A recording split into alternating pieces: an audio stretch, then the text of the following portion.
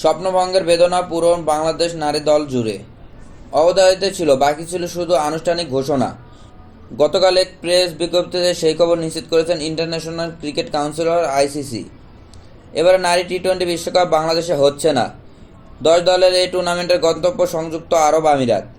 3 October শুরু হবে টুর্নামেন্টটি। উত্তাল জুলাই আগস্টে আছড়ে পড়ার পর একে একে পশ্চিমা অনেক দেশ বাংলাদেশে ভ্রমণ ঝুঁকির সতর্কবার্তা দিয়েছিল। সব মিলিয়ে নারী বিশ্বকাপে অংশগ্রহণকারী 5টি দেশের নাগরিকদের জন্য বাংলাদেশ সফরে সতর্কবার্তা জারি আছে। বাকি 5 দল নিয়ে বিশ্বকাপ আয়োজন সম্ভব নয়। আইসিসির প্রধান নির্বাহী জিওফ অ্যালারডাইস তেমনটাই বলেছেন।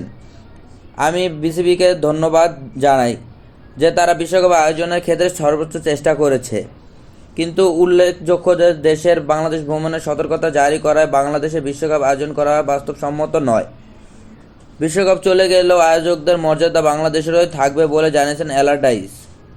আশার কথা শুনিয়েছেন, অদূর ভবিষ্যতে বাংলাদেশে আইসিসির ইভেন্ট আয়োজনের অপেক্ষায় আছি।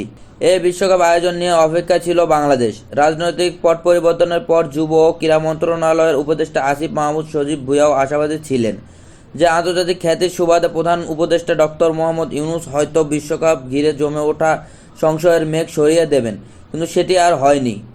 বেশ কয়েকটি দলের ভ্রমণ সতর্কতা বিবেচনায় নিয়ে গতকাল আইসিসির বোর্ড সভার পর অক্টোবরে নারী বিশ্বকাপের আয়োজন বাংলাদেশে না করার সিদ্ধান্ত হয়েছে। ভারত আগে থেকে বিকল্প ভেন্যু হওয়ার প্রস্তাব ফিরিয়ে দিয়েছিল। বাকি ছিল আমিরাত, শ্রীলঙ্কা ও জিম্বাবুয়ে।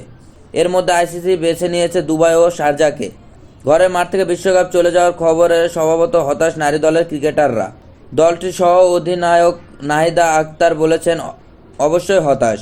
দেশের মাটিতে খেলা হবে জেনে আমাদের এক ধরনের প্রস্তুতি ছিল। সবচেয়ে বড় কথা, ঘরের মাঠে বিশ্বকাপ খেলার স্বপ্নটাই ভেঙে গেল।